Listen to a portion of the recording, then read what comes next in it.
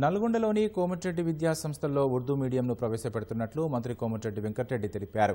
ముస్లిం minority విద్యార్థుల అభ్యున్నతి లక్ష్యంగా ఉర్దూ మీడియంను తీసుకొచ్చినట్లు వెల్లడించారు.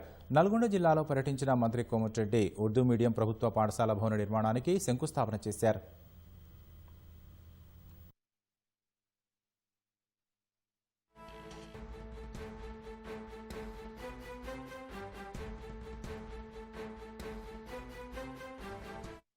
సెకండ్ లాంగ్వేజ్ చేయాలని రాజశేఖర రెడ్డి గారు ముఖ్యమంత్రిగా ఉన్నప్పుడు నేను ప్రత్యేకంగా పట్టుబట్టి సెకండ్ లాంగ్వేజ్ గా తీసుకురావడం జరిగింది. జీవో ఈరోజు రిజర్వేషన్తో పాటు మీకు విద్యను అందియాలనే ఉద్దేశంతోనే ఈరోజు నల్గొండ కోమటిరెడ్డి ప్రతీక్ జూనియర్ కాలేజీలో కూడా మళ్ళీ రెనోవేట్ చేసి ఇంటర్మీడియట్లో ఉర్దూ మీడియంలో ఇంట్రెస్ట్ ఉన్న వాళ్ళు ఈసారి అందులో వాళ్ళ కంప్యూటర్ కోర్సెస్తో పాటు ఏఐ కోర్సెస్ కూడా ట్రైనింగ్ ఇస్తున్నాం.